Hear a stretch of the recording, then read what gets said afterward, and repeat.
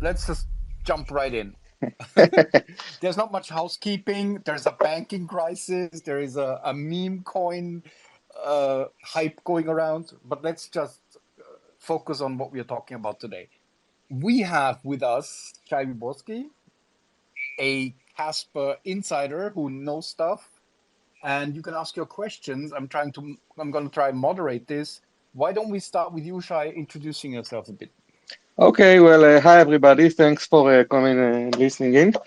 Um, I've been involved in the Caspa project almost from the start, since the DAGLab days, before we had a name and all we had is a theory and an idea.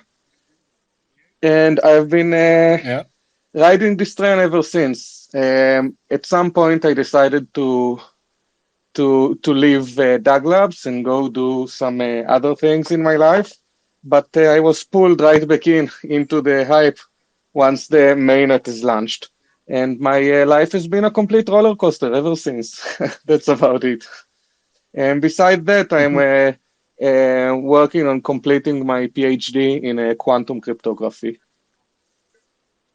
I would love to talk to you hours about quantum cryptography because it's one of the most interesting subjects. So you were involved with the project from the very beginning, you said. What Almost. is it to you? What is it to you? What does Casper represent for you? Um, well, it's kind of a big question, you know. I think, It is. It is. yes, It's a very interesting new idea, and given the fact that Jonathan has been on this for over 10 years, must mean something, right? yes. For me, it means that I regained faith in the world of cryptocurrencies. I was involved as a user mostly, not as a researcher or developer, but as a user with a solid understanding of computer science since 2012, 2013. And I was just waiting for things to happen. I was waiting for crypto to be adopted and for problems to be solved and for the technology to make headways and solve the fundamental problems. And then I just kept following and I see this not happening and not Can happening and can not can happening some more. Yes. can I just stop you here? What are the fundamental problems? Um, well, I can describe them as I'm used to as a mathematician and a computer science, but I will try Go to ahead. say them actually as like a user. Um, I think it was not very accessible. There wasn't very adoption. It wasn't very useful, and it didn't become too useful. I was super hyped, for example, when Steam announced that they're gonna start accepting Bitcoin, and got very discouraged when I saw that this doesn't hold up, and like all the criticisms about throughput, about even lack of regulation, and which makes it very hard for businesses to actually use this and for this to become household, really deterred me. Um, and Are are I are also, we at the moment in time where this is happening? I think that we could be because what drew me back in, what convinced me to join the Caspa effort. I wasn't interested at first. Yoni asked me if I want to be a part, and I was like, I appreciate your work a lot, but I'm not into crypto. I don't have a lot of faith in crypto. But then when I got into things, into the breadth of things, and started to realize the theoretical and practical significance of Ghostdog, um, then I realized that this might be the technology that would actually be useful in the technological issue sense now. Um, I Why just, why is it so special? it's special because it solves the trilemma. I mean, it's hard to even come and say it because um, saying at this point in time, after everything that happens, just coming out and saying we solved the trilemma, you sound like you're saying, okay, we invented nuclear fission. You know, it sounds like you sound crazy. Yeah, we invented time travel, but It does. It really, really does. And this is crucial. Like I'm a big proponent of proof of work. I think my opinion is that proof of stake could never truly be decentralized. Now it has other merits. It's very interesting. But if decentralization is important to you, then I don't think proof of stake could give you that. And I recognize. In a way, yeah, Hmm? the last few months have been very interesting in a way because we saw Ethereum move from proof of work to proof of stake, but at the same time, we are seeing a resurgence of proof of work ideas like Casper, like Coin. Can you, one Yes. second, Zhao, are you on now? I know you have to leave quickly. Yes, I'm Hello. here. Can you hear me? Yes. Okay. Let's just jump in with Zhao's news Yeah, so for a a quick second, and then we update. continue the conversation. Yeah, so as you know, like 1 month ago when we listed Corium, there's an airdrop going on. So the airdrop is split into 4 phases, and we are happy to announce that we are proceeding with the first phase of the airdrop today. So it's one down, 3 more to go. We will keep updating you in the channel, so stay tuned.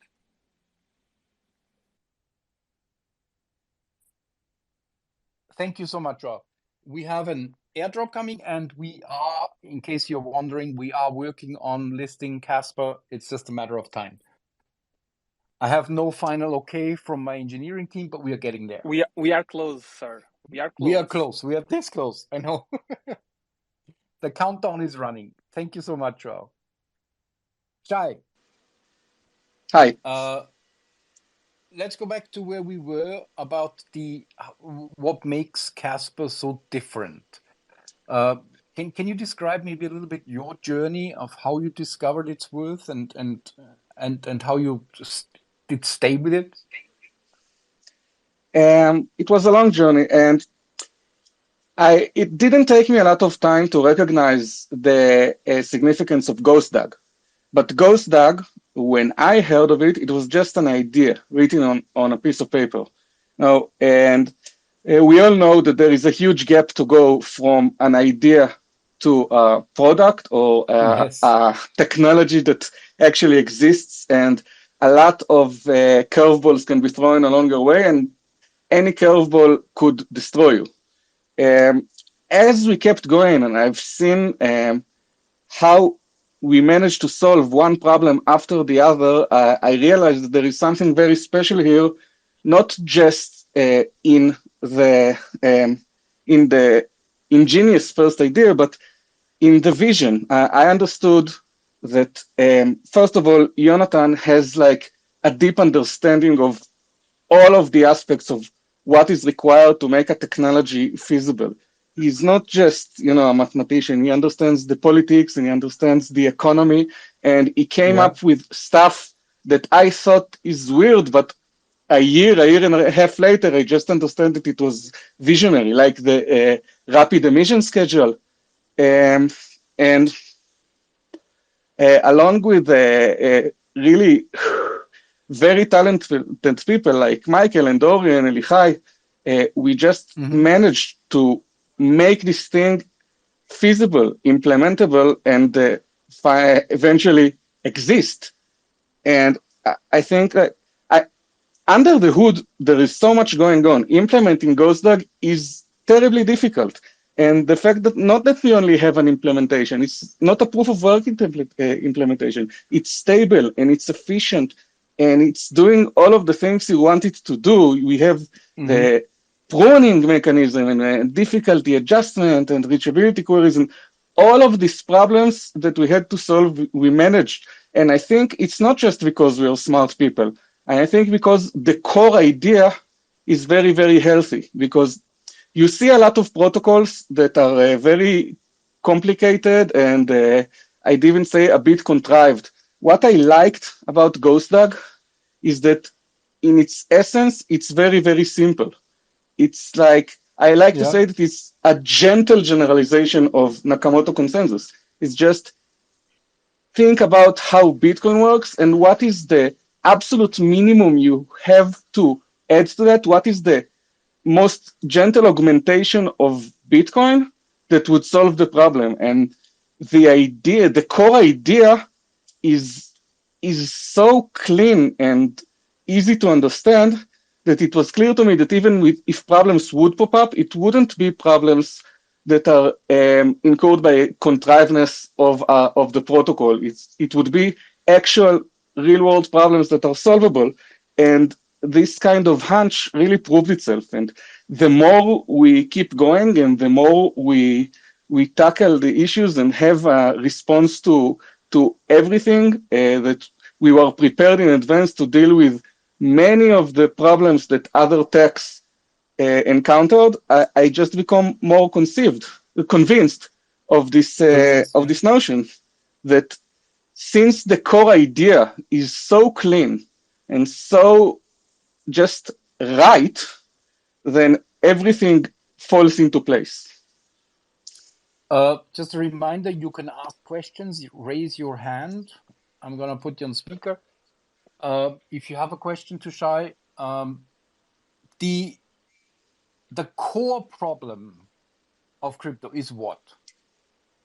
There are many problems, and I think it's when I used to talk about the core problem of crypto, but then I realized it's not the core problem of crypto. It's just the core problem of consensus, because a cryptocurrency has so many aspects. But the core problem of consensus is scaling, is to upscale the throughput and downscale the confirmation times without hurting decentralization, which is what I used to call the trilemma. Now I understand that the trilemma goes much deeper and it has technical aspects and economical aspects and hardware aspects and scarcity aspects and a lot of real world aspects. But I think the first thing you have to solve before you can attend to all of these issues is the scalability of the consensus itself. Is the consensus. And what does Casper solve that we haven't seen anywhere else? What Casper solves is that it manages to do two things. It manages to increase the block rates arbitrarily without compromising security. It's downright mathematical. When you look at the security statement of Bitcoin, you see that you have a condition there, that in order for the security to hold, you need the block delay, the average delay between two consecutive blocks, to be orders of magnitude larger than the network latency. And you see the mathematical statement of the security of Ghostdog, and you see this condition is completely removed. So that's one thing. And the other thing is the ability to scale down the confirmation times to network latency, because there are a lot of solutions that managed to break the throughput barrier, but they still use all sorts of tricks to, like when you have parallel blocks, you need to somehow order them fast and to know very fast which block precedes the other. And in all solutions, even though they are very fast in their throughputs, it still takes a long time for the ordering to converge. And what Kaspa manages to do is to make this ordering converge very, very fast, which is something no other tech can do. Yes, it's about sequencing. We have a question from Sisu, if you want to ask a question now. Yes, can you guys hear me? Yes, we can hear you. Go ahead. Awesome. Appreciate the opportunity to ask this question. So yeah, I'm just wondering, along with a bunch of people I've seen on Twitter asking, can you talk a little bit about the vision for future smart contract capabilities on Kaspa? Do you think it's possible to build applications similar to what we see on Ethereum in the future on Kaspa, and if so, will this be possible in 10 years or 1 year? How do you think about that?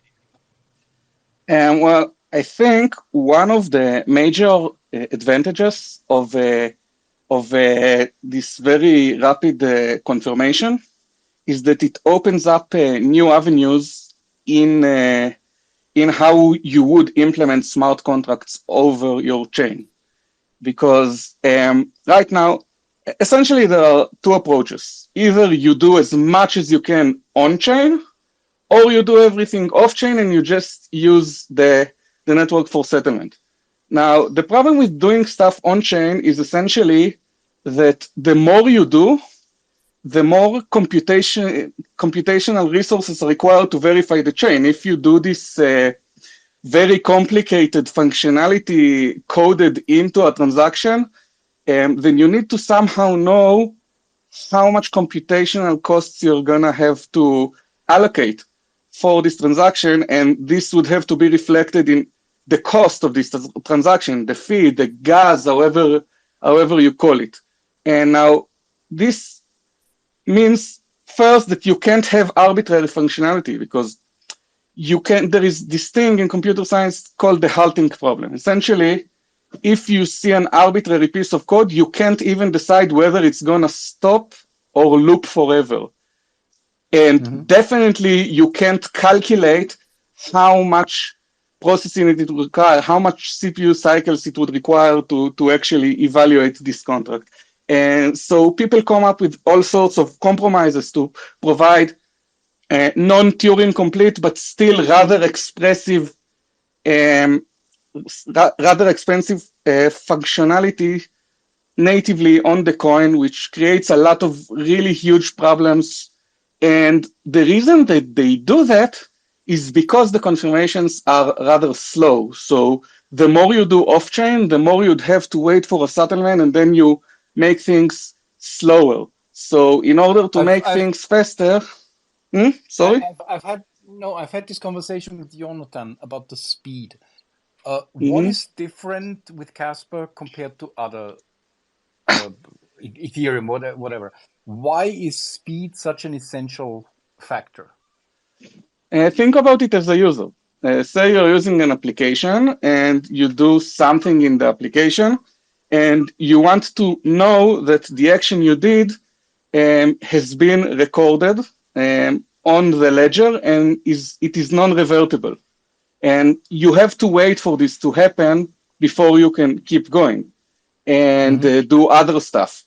And when it takes minutes for every such confirmation, then things become very slow. If you want to do things sequentially, then you'd have to wait a few minutes for each step in the sequence. And when you can do things, when you get faster confirmation times, you can do things faster. But the point I was driving at actually is that because the confirmation speeds of Casper are so rapid, then you don't really have to do a lot of things on-chain. You can use off-chain solutions and settle them every 10 seconds, 15 seconds, a minute, really depends on your application. And you would have full functionality, and it would still be much faster than native, almost Turing complete things you see currently. And sorry, what were you going to say? No, I fully agree. So speed makes a confirmation faster. It makes the chain more subtle, and you don't have to keep so much on the actual change. And because of that, things are going to be much simpler. You can an approach that has been floating around and is my favorite is to take a combined approach. On one hand, implement a few high-profile functionalities that are simple but are still powerful enough for most applications. Like one approach to do this is Ethereum's abstract account model, which goes beyond the UTXO model, but still all of the actions you can do are fixed complexity. So it's still very easy to know how complex the transaction is, even though it is much more expressive than just UTXO.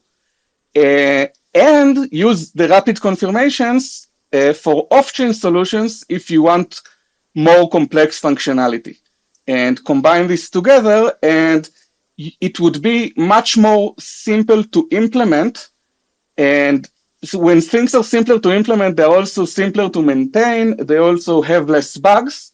And they're also easier for developers to use, because eventually the smart contract framework you will have would be much simpler to develop over, because again, you wouldn't have to tackle issues like very complex state transitions on chain, like evaluating gas fees. And I think this combination is what will allow you to have simple, streamlined, easy to maintain, complex functionality, and without sacrificing speed. So you are seeing Casper is going the way of offering smart contracts that then can be used on a very basic chain that doesn't need adapting every time you launch something new. Is that what is your view of the future of Casper? Where is it going? Because there are many different narratives around. Where do you see it going? Well, it's hard for me to say where Kaspa is going to fit in the global consumerist We are world. very early. Yes, we are very, very early, and you have to remember that I'm a mathematician. I'm a computer scientist. This is what I know. My opinions on economy and how crypto in general and Kaspa specifically fit within the economic world and the economic infrastructure of the world are just my guesses. So Then it's really, I have all sorts of fantasies. Share your guesses. Well, I think Kaspa is going to be really the highest performing proof of work that you're going to see ever. I don't see how you could improve upon it, really. I think once we have Dagnite, I think Kaspa would essentially be the perfect proof of work.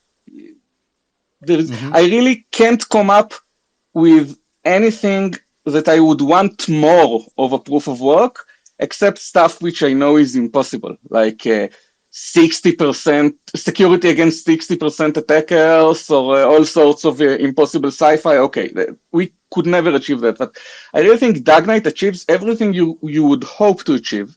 And with this very high performance, it could really be first a backbone for transactions. I think it could be useful, especially for like international commerce, and above that you would have like this smart contracts functionality. You could make applications.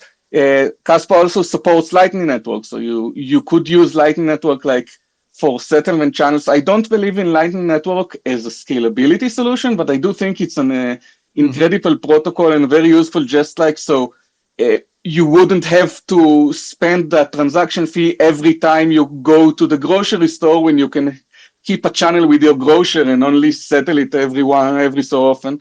And I think you could use stuff like, I don't know, silos or subnetworks to build like a centralized I don't know, CBDCs or enterprise chains that would work above Kaspa and settle above Kaspa, and Kaspa itself will be used mostly for transaction across these like closed domain stuff. And I think Kaspa could be like this backbone. And it's a new narrative for proof of work, because proof of work has been under attack, especially from people with environmental concerns that Bitcoin uses too much energy, that it destroys the planet. So this narrative doesn't apply to Casper because of its small footprint. Is that correct? I wouldn't say so. We have to be fair here. The amount of energy wasted, or I wouldn't say wasted, the amount of energy invested in securing a proof of chain network is the amount of work people are willing to put into the network. And if that's a lot of energy, then there is a lot of energy consumption securing the chain. But I do have a lot of reservations. And let's even forget about Casper for a minute and zone in on the criticism on Bitcoin. People say that Bitcoin is very wasteful. But when I look how this was estimated, and then I see that there wasn't a really deep like accurate estimation, what I see is essentially that people just look up the hash rate of Bitcoin and like how much watt you would have to spend to obtain this hash rate, and then say, okay, this amount of watts is the same amount that, I don't know, Portugal uses in the same amount of time. So Bitcoin is as wasteful as Portugal. And I have two problems with that. And one is that you can't just look at a watt as a unit of environmental footprint, because the amount of pollution that is created by generating 1 watt of energy depends on so many things, like the source of the energy, like the path of the energy. Obviously, when you use like power lines to spread energy around an entire country, you have like this, I don't know the word in English, like the energy is wasted as it is carried across the power lines. Expenditure. Yeah. Yes, and you would have to, if you attack Bitcoin, you would have to compare the energy consumption to actual energy. You'd have to go deeper. Right? You'd have to go deeper and really understand what is the what is the actual footprint, not just naive usage overall, of a watt as a unit of pollution. And I know I said I had 2 problems, but I actually had 3 problems. So the second problem is that if you didn't have Bitcoin, you have all these people using their resources to mine Bitcoin. If you cancel Bitcoin, these people aren't going anywhere. They're still there and they still have resources they would put into other endeavors that could be equally or even more polluting. So you have to compare it to that. And my third problem is that you can't just look at the absolute number and say, okay, this is the amount of waste. You have to compare it to the alternative. And I have not been able to find any good estimates of the amount of pollution and waste and energy required by the current economical backbone. So I don't even see how they compare. Now, it is completely possible that that in the bottom line, proof of work might turn out to be non-sustainable.